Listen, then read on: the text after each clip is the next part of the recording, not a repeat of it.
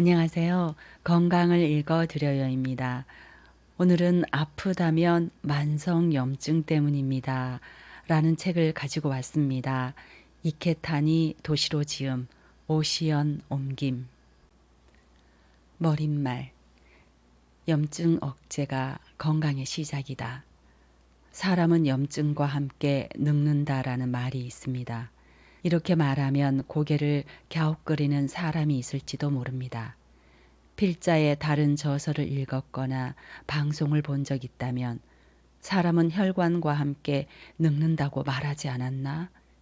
이번에는 염증이라니 라며 의아해할 수도 있습니다. 혈관은 온몸의 세포에 필요한 영양과 산소를 전달하고 불필요한 물질을 회수합니다. 유능한 매니저처럼 우리 몸의 활동을 헌신적으로 지원하는 혈관 덕분에 모든 세포가 활기차고 올바르게 활동할 수 있습니다. 이런 역할을 하는 혈관이 늙으면 당연히 온몸이 늙습니다. 이는 변하지 않는 사실입니다. 젊을 때는 유연하고 탄력 있던 혈관이 나이를 먹으면서 점점 딱딱하게 굳고 안쪽에 혹이 생겨서 통로가 좁아지거나 쉽게 손상됩니다. 그런데 몸의 노화를 유발하는 혈관의 노화 현상, 즉 동맥경화는 염증과 관계가 깊다는 것을 아십니까? 더 나아가 최근 연구에서는 노화뿐만 아니라 현대인이 잘 걸리는 질환에도 염증이라는 공통인자가 숨어 있다는 사실이 밝혀졌습니다. 당뇨병, 암, 우울증, 알츠하이머형 치매, 아토피성 피부염까지 모두 염증 때문에 발생합니다. 그런데 염증이란 무엇일까요? 염증이라는 말을 들으면 보통 어떤 모습을 떠올릴지 모르겠습니다. 의사가 되는 과정에서 필수로 배우는 것이 바로 염증입니다. 발열, 부종, 동통, 발적, 이것이 염증의 4가지 주요 증상입니다. 빨갛게 붓고 열이 나며 통증을 느낄 때는 염증을 의심하라라고 배웁니다. 이런 4가지 증상을 쉽게 볼 수 있는 때는 모기에 물렸을 때입니다. 모기에 물리면 피부가 금방 빨갛게 붓고 그 부위를 만져보면 따뜻합니다. 이 경우 아픔보다는 가려움을 느끼지만 이것도 전형적인 염증입니다. 우리 몸에서 모기에 타익에 든 물질에 반응해 그 물질을 쫓아내려고 한 결과로 염증이라는 반응이 나타납니다. 본래 염증은 해로운 것이 아닙니다. 우리 몸을 지키고 치유하는 과정의 반응이자 면역 시스템입니다. 이 면역 시스템이 발동하면 우리 몸에 침투한 해로운 침입자를 제거하려고 애씁니다. 그리고 조직이 손상되면 우리 몸은 손상되기 전으로 회복하려고 합니다. 이 과정에서 생기는 것이 염증성 반응입니다. 이를 의학적으로 급성 염증이라고 합니다. 그러나 한번 생긴 염증이 만성화되면 우리 몸에 심각한 문제가 생깁니다. 바로 이 책의 주제인 만성염증입니다. 급성염증의 원인이 완벽하게 해소되지 않았거나 면역계의 균형이 무너져서 또는 나이가 들어서 생긴 염증이 오랫동안 지속될 때는 만성염증이 됩니다. 이때 면역계는 이상 반응을 일으켜 당신의 몸을 공격합니다. 건강한 조직까지 공격당해 장기가 파괴되고 결국에는 각종 생활 습관병에 걸리거나 빛의 속도로 노화가 진행됩니다. 그런데 만성염증의 가장 무서운 점은 자각 증상이 거의 없다는 것입니다. 아주 골치 아프게도 본인이 모르는 사이에 병이 진행되고 만성염증으로 심하게 손상된 부위는 원상태로 돌아가기 힘듭니다. 만병의 원인, 만성염증. 심장병, 뇌졸중은 동맥경화 때문에 일어나는 혈관 질환. 암은 유전자가 손상되어 생기는 병. 알츠하이머형 치매는 뇌가 수축하는 병. 당뇨병은 인슐린 활동 부족으로 고혈당 상태가 지속되는 병. 아토피성 피부염은 피부 질환. 위에 열거한 질병을 살펴보면 각기 서로 다른 원인으로 일어난다는 생각이 들 겁니다. 병원에서 진찰을 받을 때도 심장병은 순환기 내과나 심장혈관 외과에 가고 치매는 신경뇌과나 정신과, 당뇨병은 내과나 내분비 내과, 아토피는 피부과에 진료를 받으러 갑니다. 당연한 것처럼 서로 다른 진료과를 찾아갑니다. 의사도 각기 다른 방식으로 접근해 병을 치료해 왔습니다. 그런데 최근에서야 위에 나열한 병들의 만성염증이라는 공통 원인이 있다는 것을 알았습니다. 만성염증이 진짜 원인으로 밝혀진 대표적인 병이 있습니다. 바로 기관지 천식입니다. 지금은 천식을 기관지에서 미세한 염증이 지속하는 병이라고 정의합니다.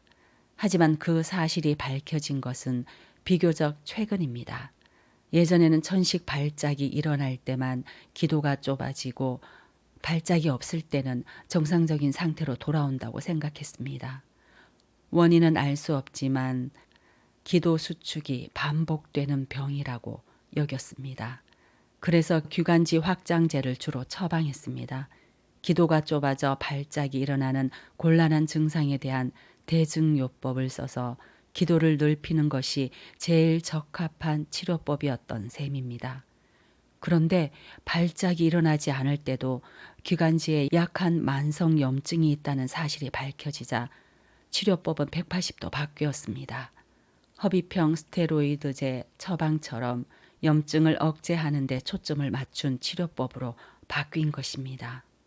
그 결과 천식으로 사망하는 사람이 확연히 줄었습니다. 일본에서는 1995년에 7,000명이 넘던 사망자 수가 2000년에는 5,000명 이하로 줄었고 지금은 약 2,000명으로 현저히 줄었습니다.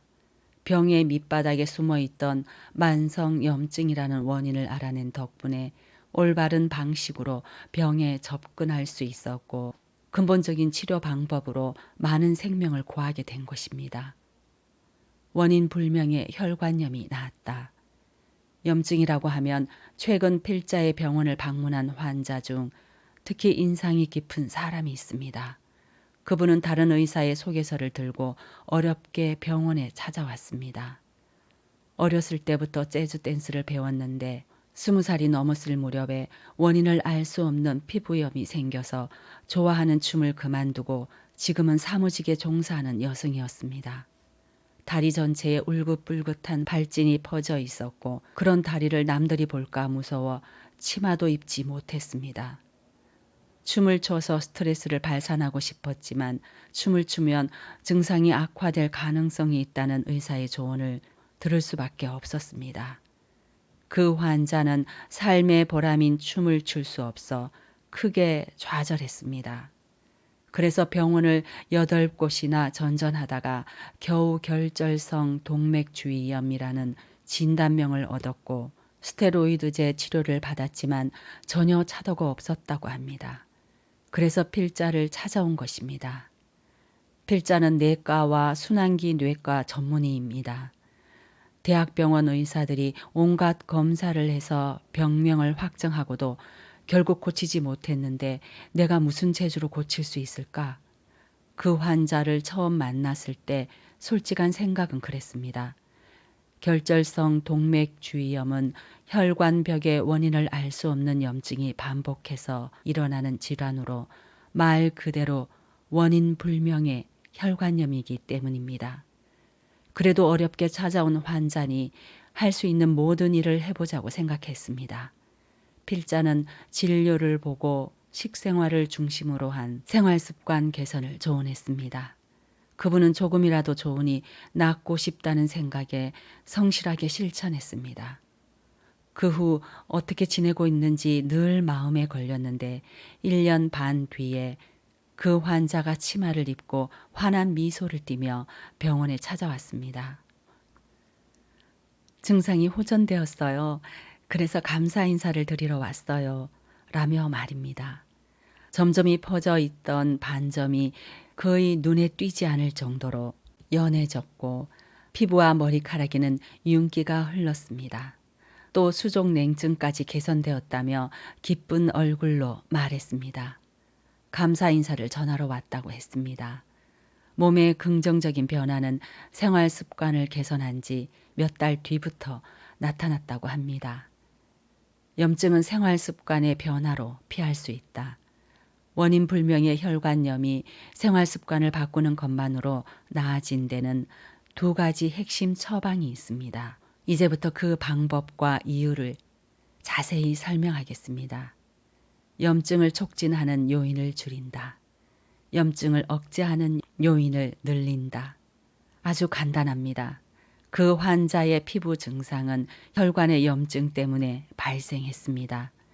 염증은 노화의 원인이며 많은 병의 공통으로 작용합니다. 그러므로 염증을 억제하는 것은 다른 병이나 증상을 예방하고 치료하는 데에도 도움이 됩니다. 바꿔 말하면 조용히 진행되는 염증을 억제하면 한 번에 여러 가지 병을 예방할 수 있다는 말입니다. 게다가 값비싼 약을 계속 먹을 때처럼 돈이 드는 방법도 아닙니다.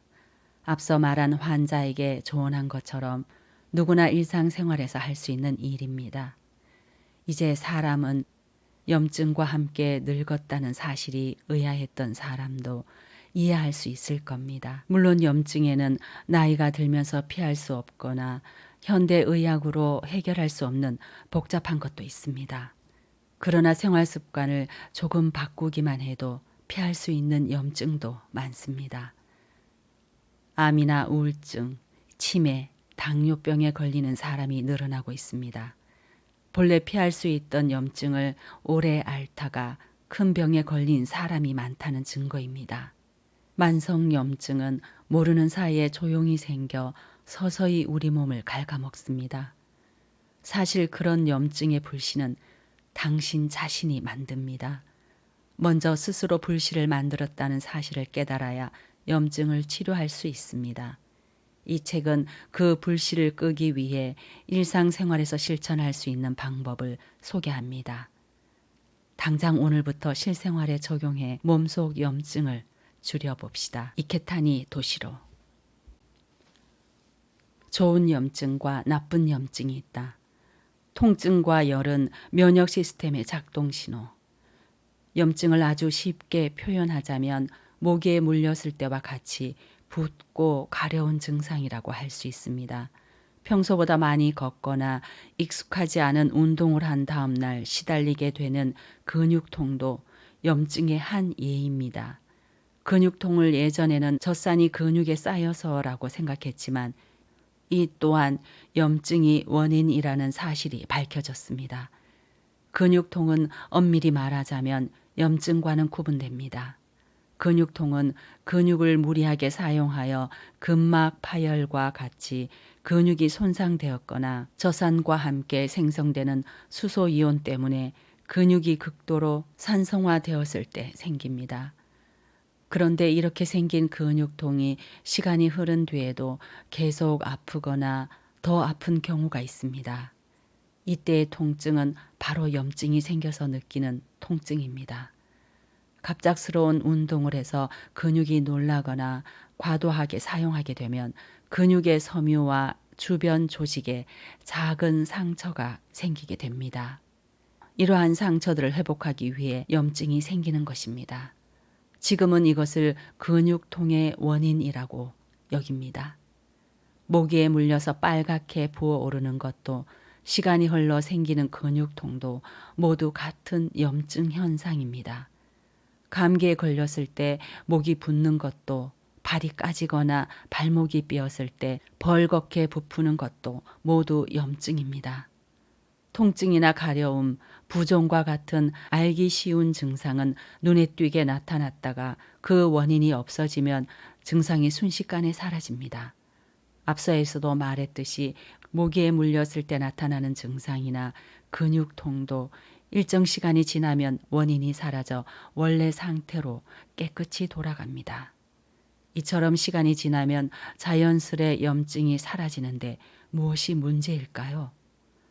이렇게 증상이 뚜렷이 나타났다가 깨끗하게 사라지는 염증은 급성 염증입니다. 이런 염증은 나쁜 것이 아닙니다. 오히려 당신의 몸을 지켜주는 고마운 자가 면역 시스템 중 하나입니다. 반면 급성 염증과는 달리 통증이나 가려움, 발열, 붓기 같은 분명한 자각 증상 없이 계속되는 염증이 있습니다. 이런 염증을 만성 염증이라고 하는데 증상이 눈에 띄지 않고 질질 끌며 계속되는 특징이 있습니다. 바로 이 염증이 문제입니다. 만성 염증은 노화를 촉진하거나 여러 병의 근본 원인이 됩니다.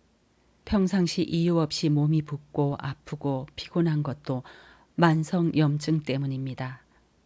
알아차리기도 전에 급성 염증으로 시작했다가 어느새 만성 염증으로 변하기도 하고 처음부터 약한 만성 염증으로 자리 잡아서 오래 지속하기도 합니다. 혹시 눈에 띄는 불쾌한 증상이 없으니 크게 걱정할 일이 아니라고 생각하시나요? 하지만 이 만성 염증의 정체는 아주 고약합니다. 모르는 사이에 생기고 알아차리기 힘들다는 의미에서 골치 아픈 일입니다. 발견하기가 쉽지 않으니 치료 시기를 놓치기가 쉽습니다. 그러다 자각 증상 없이 혈관을 타고 온몸으로 퍼져나갑니다.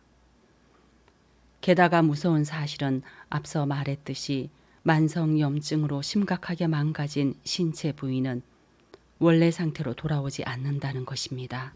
만성 염증을 내버려 두면 심각한 병이 된다. 어느 날 갑자기 알아차렸을 때는 늦었다. 급성 염증과 만성 염증의 차이는 불에 비유하면 더 쉽게 이해할 수 있습니다. 급성 염증이 화르르 불꽃을 피우며 타오르지만 꽤 빨리 타서 꺼지는 불이라고 한다면 만성 염증은 꺼질 듯하지만 꺼지지 않고 계속 연기를 피워대는 작은 불씨 같다고 할 수 있습니다. 간혹 뉴스에 화재 사건이 보도될 때가 있습니다. 화재의 원인이 여러 가지이기는 하지만 모닥불을 껐는데도 숨어있던 불씨가 다시 타올라 결국 큰 불로 이어졌다는 소식을 들으면 안타깝기 그지없습니다. 또 쓰레기통에 버린 담배꽁초에 남아있던 불씨가 큰 화재로 이어졌다는 소식도 마찬가지로 안타깝고 속상합니다. 둘 다 겉으로는 불이 꺼진 것처럼 보였고 불꽃이나 연기가 보이지 않아서 모르고 지나쳤을 것입니다. 겉으로는 드러나지 않지만 작은 불씨가 남아있을 가능성을 조금이라도 걱정했다면 다시 확인했을 것입니다. 사실은 내부에서 연기가 나고 있었던 것입니다.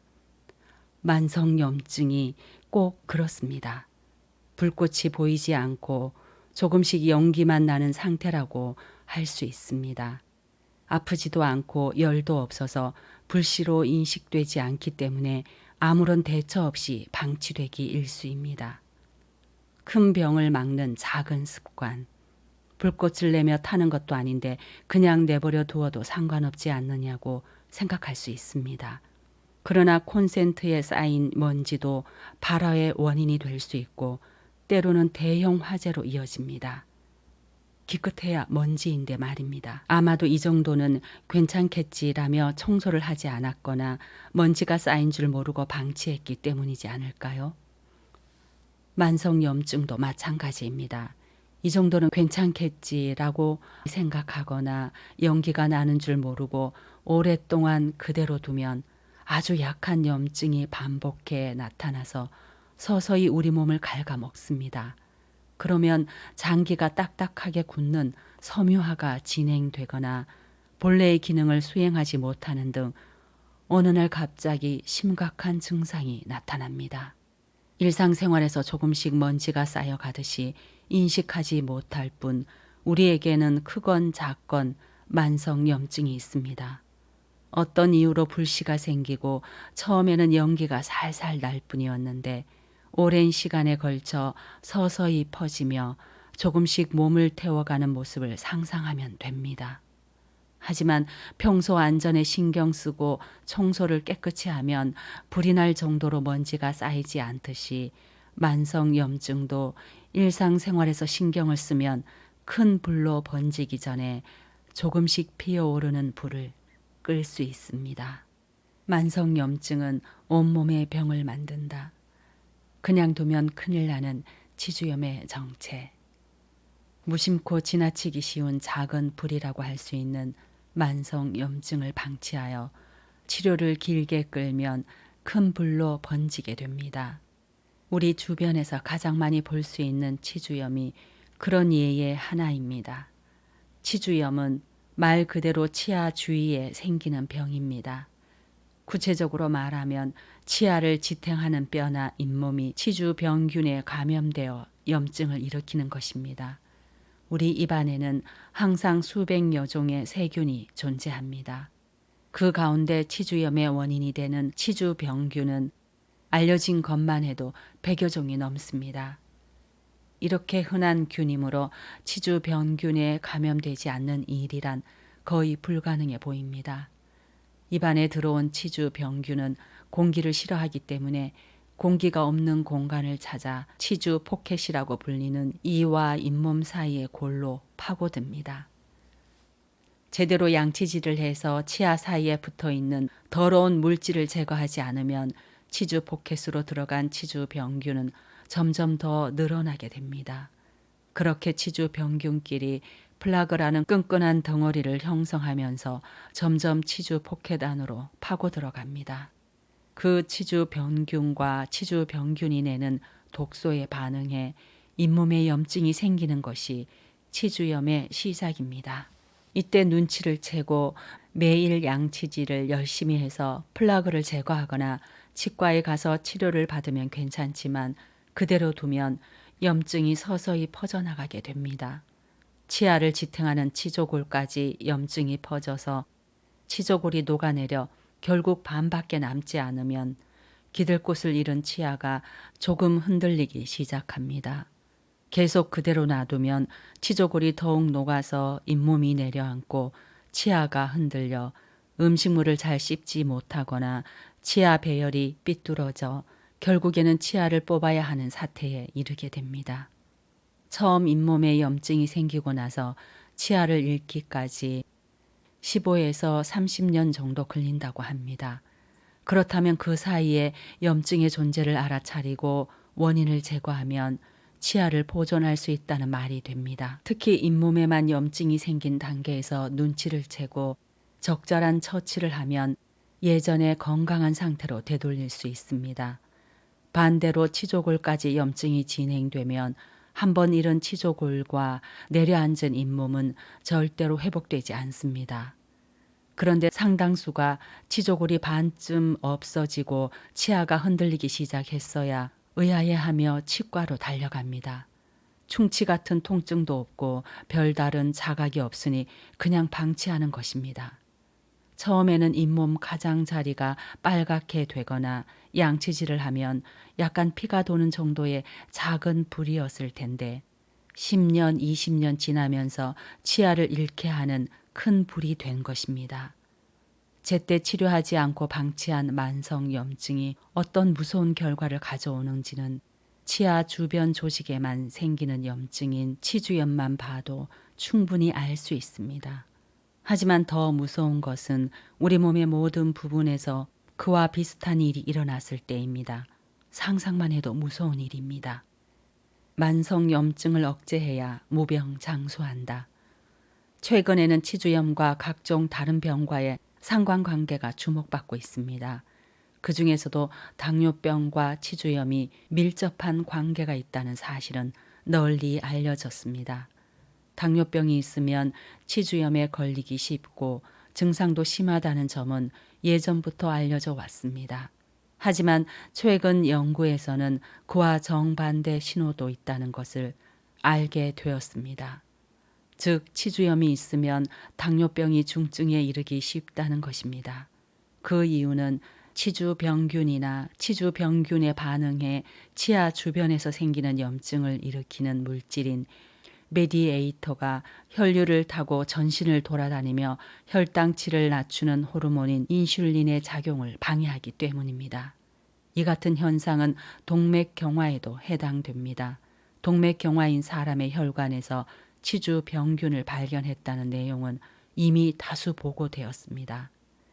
치주병균과 당뇨병, 동맥경화의 관계를 살펴보았듯이 치아 주변에서 염증을 일으키는 원인이 치아에서 멀리 떨어진 곳에 생기는 염증의 원인이 되기도 합니다. 마치 불씨처럼 말입니다. 일단 한 곳에서 연기가 나면 그곳에서 멀리 떨어진 어딘가로 불똥이 튀어 새로운 연기가 피어나는 것입니다. 노화와 염증은 어떤 관계가 있는가? 노화한 세포가 염증을 촉진하는 물질을 뿌린다. 그런데 왜 불씨가 계속 타는 것일까요? 앞에서도 말했듯이 그 이유는 연기가 나는 원인인 불씨를 제대로 꺼뜨리지 않았기 때문입니다. 불씨는 우리 몸에도 숨어 있습니다. 잘못된 식생활이나 운동 습관, 스트레스, 흡연과 같은 일상생활에 숨은 불씨가 있는 것입니다. 그런데 불씨는 혼자서 피어오르지는 않습니다. 연료가 있어야겠죠. 평소 무심코 하는 행동에 불씨가 있다면 아무 생각 없이 같은 일을 반복해 연료를 팍팍 넣어줬을 가능성도 있습니다. 실제로 많은 사람이 자신의 몸에 무심코 연기를 지핍니다. 또 하나는 관절 류마티즘이나 크론병처럼 처음부터 만성 염증 형태로 발병하는 질환 때문입니다. 이 병의 원인은 아직 불명확합니다. 적이 없는데도 멋대로 면역 시스템이 가동되어 건강한 세포에 상처를 내고 염증을 일으킵니다. 처음부터 만성 염증 형태로 생기는 질환이 더 나쁜 이유는 염증이 염증을 부르는 악순환이 일어나거나 각종 질환의 원인이 되기 때문입니다. 마지막으로 노화와 연관이 있습니다. 우리 몸을 구성하는 세포에는 수명이 있습니다. 많은 세포는 시간이 흐르면서 분열하는데 대략 50에서 60개까지가 한계라고 합니다. 분열하다가 더는 분열할 수 없는 한계에 도달한 세포를 세포 노화라고 합니다.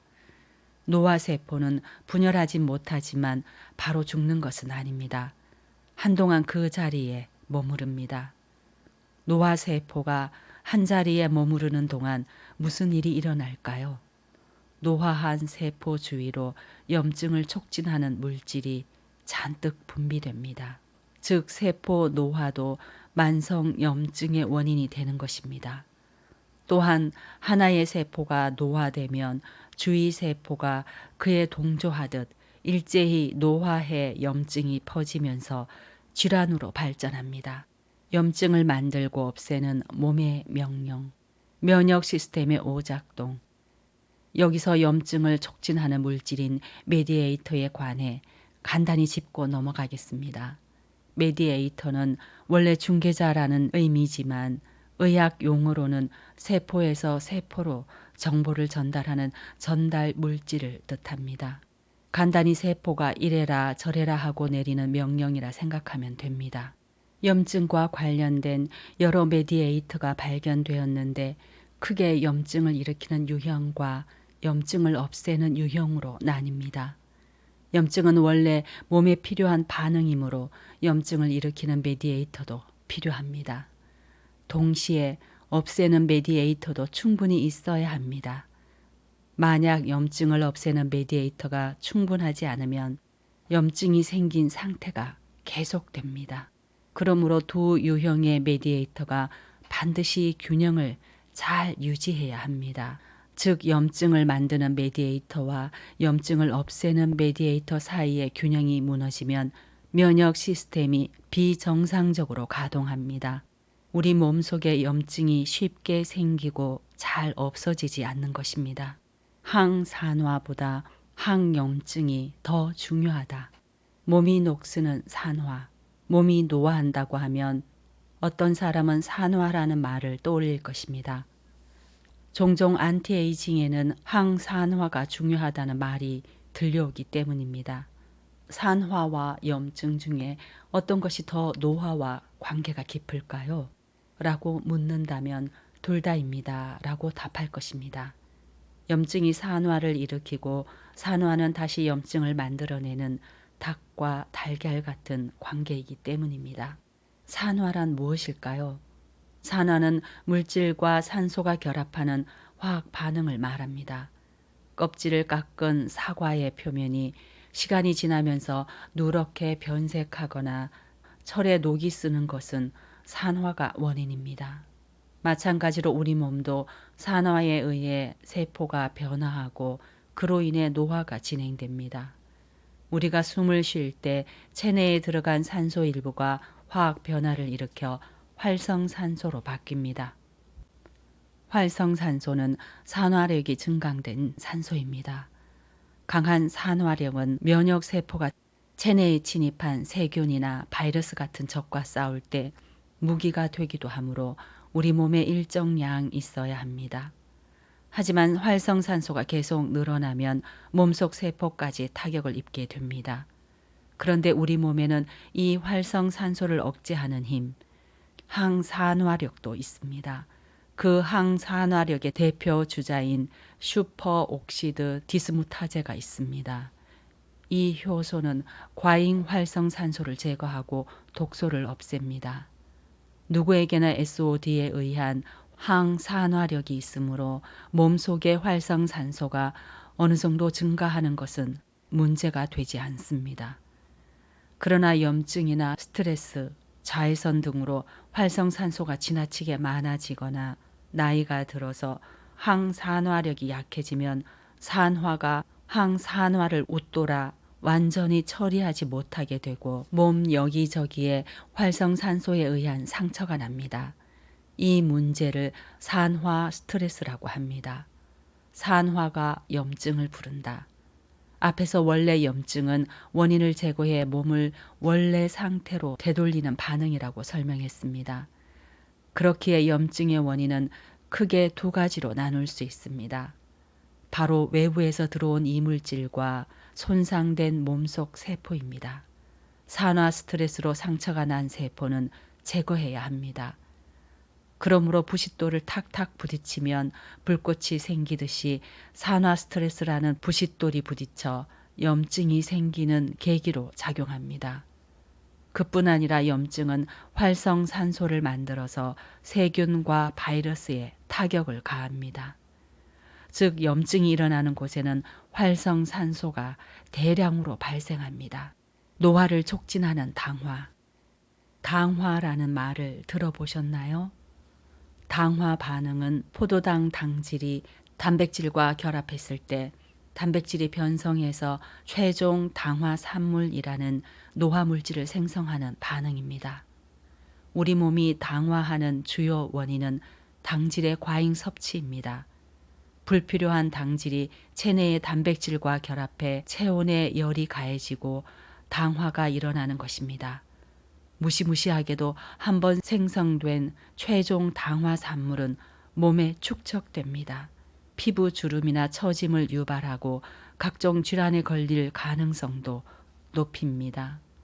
또 당화에 의해 최종 당화 산물이 생기면 활성산소가 발생하고 산화 스트레스가 일어납니다.